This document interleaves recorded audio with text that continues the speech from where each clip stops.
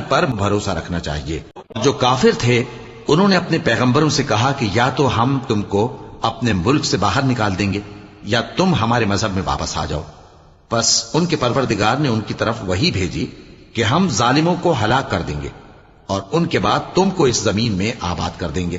یہ اس شخص کے لیے ہے جو قیامت کے روز میرے سامنے کھڑے ہونے سے ڈرے اور میرے عذاب سے خوف کرے۔ اور پیغمبروں نے اللہ سے فتح چاہی اور ہر سرکش ضدی نامراد رہ گیا۔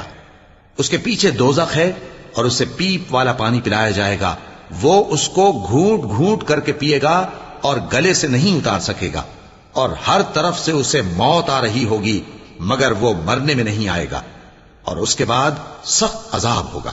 جن لوگوں نے اپنے پروردگار سے کفر کیا ان کے اعمال کی مثال راکھ کی سی ہے کہ آندھی کے دن اس پر زور کی ہوا چلے جو اسے اڑا لے جائے۔ اسی طرح جو کام وہ